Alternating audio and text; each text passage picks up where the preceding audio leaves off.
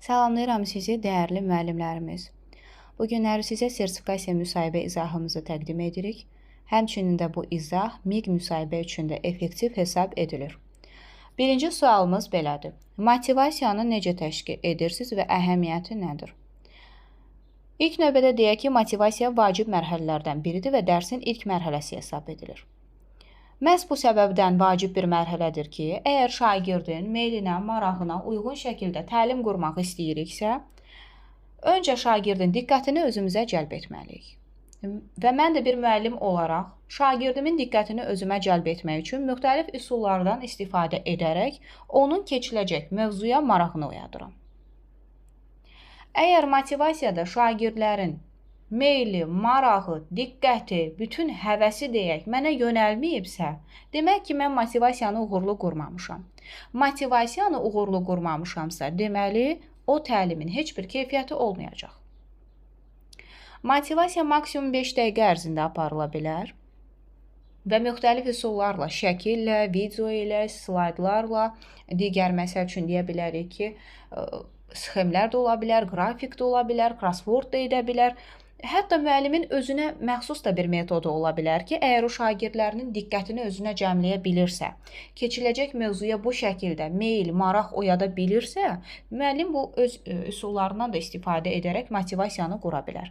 Əsas məqsəd odur ki, motivasiyanı elə qurmalıyıq ki, 1:45 dəqiqə şagirdin diqqəti bizdə olsun ki, lazımi mövzunu mənimsəyə bilsin. Həmçinin müxtəlif bacarıqlar da şagirddə formalaşsın. Əhəmiyyəti də ondan ibarətdir ki, motivasiya düzgün qurulmazsa, təlimin keyfiyyəti olmaz. Biz heç bir şey mənimsədə bilmərik şagirdə. İkinci sualımız, refleksiya aparılmazsa nə baş verər? Refleksiya aparılmazsa nə baş verər deyirsə, əlbəttə ki, burada bir vacib məqam yaranır. Refleksiya əvvəllər dərsin sonuncu mərhələsi kimi nəzərə alınırdı və deyilirdi ki, dərsin sonuncu mərhələsi olsa da, dərsin istənilən mərhələsində aparıla bilər. Həmçinin bu 5Y modelinə görə də sonuncu mərhələdə qiymətləndirmədə refleksiya nəzərə alınır. İndi biz bir şeyə diqqət etməliyik. Refleksiya sonuncu mərhələlərdə yerləşsə də nə edirik biz? Dərsin istənilən mərhələsində refleksiya apara bilərik. Məsələn, birbaşa təlimdə müəllim birinci təqdim edir, daha sonra belə deyək, nümunələr təqdim edir, sonra başlayır anlamanı yoxlayır, sonra modellər, maketlər təqdim edir. Yəni, birbaşa təlimin əsas xüsusiyyəti nədən ibarətdir? Addım-addım, hissə-hissə materialı öyrədir. Hər hissənin ara hissələrində də nə edir? Şagirdi refleksiya etmiş olur ki, görüm necə mənimsədi birinci hissəni, görüm birinci hissə nə dərəcədə effektiv mənimsədildi, necə öyrəndi. Buna görə də biz deyirik ki, dərsin istənilən mərhələsində müəllim refleksiya apara bilər. Bəzi refleksiya aparılmazsa nə baş verər? Təlimin keyfiyyəti sıfıra enir. Müəllim bilmir ki, bugünkü təlim nəticəsinə nə dərəcədə çata bildi? Bugünkü təlim nəticəsini nə dərəcədə reallaşdıra bildi? Şagirdlərdən kimlər dərsi mənimsədi? Kimlər üçün nə qaranlıq qaldı? Kimlər üçün hansı məqamlar maraqlı oldu? Bütün bunları ortaya çıxaran, şagirdin də özündə üstünlükləri, çatışmamazlıqları aşkarlayan refleksiya prosesidir. Ona görə də refleksiya aparılmasa, həm gələn dəfə keçiləcək dərs, yəni bundan sonra keçiləcək dərsdə problemlər yaranacaq, planlaşdırmada çətinliklər yaranacaq. Çünki tam mənimsənilməyib, başa düşülməyənlər qaldı, səhv nəticələr olduğu kimi qaldı, korreksiya edilmədi. Buna görə də biz nə edirik? Refleksiya aparırıq ki, bütün mənfilər, müsbətlər ortaya çıxsın, biz şagirdlərimizi inkişaf elətdirə bilək və həmçinin də bugünkü təlimin keyfiyyəti, təlim nəticəsinə nə dərəcədə çatdığımızı aşkara çıxara bilək.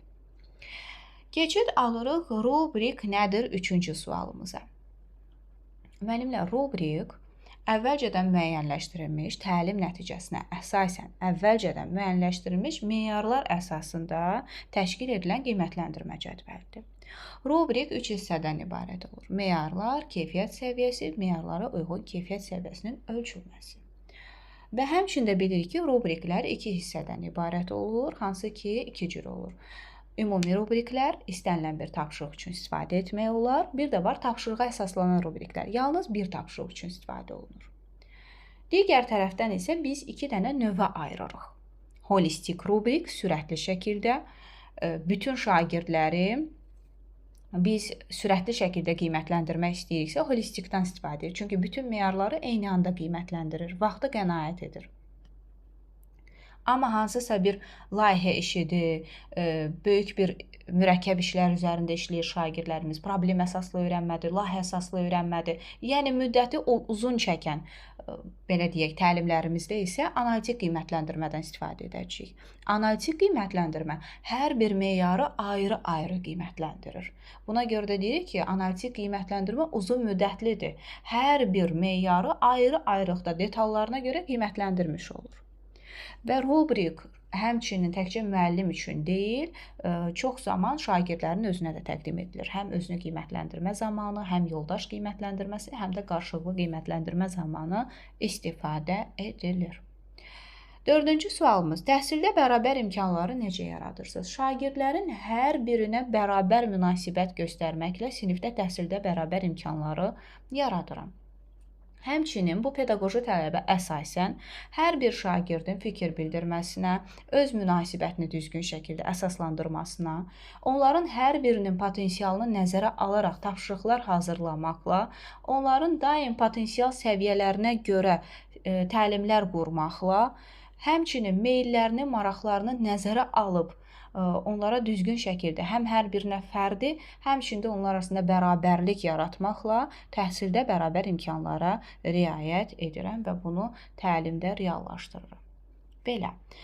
Ola bilər internetdə bir balaca, əgər problemlər olarsa, videomuzda üzrlü hesab edərsiniz. İzlədiyiniz üçün təşəkkür edirəm. Ödənişli dərslərimizə qeydiyyatlar davam edir. Qiymətlər çox münasibdir. Qiymətlərlə maraqlanmaq üçün göstərilən nömrə ilə WhatsApp-da əlaqə saxlaya bilərsiniz, ətraflı məlumat ala bilərsiniz. Özü hazırlaşanlar materialları alıb özü hazırlaşa bilərlər və ödənişli dərslərimizdə bütün materiallarla tam təmin olunursunuz.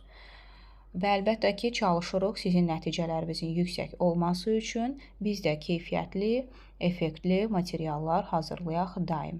Və həmçində bildirim ki, nəticələrlə də tanış olmaq istəsəz, həm keçən ilin, həm digər illərin WhatsApp nömrəsinə yazaraq ətraflı məlumat ala bilərsiniz. Kanalımıza abunə olun, izləyin, bəyənin ki, gələn dəfə videolar yenidən yüklənərkən sizə birbaşa bildiriş gəlsin. Təşəkkür edirəm.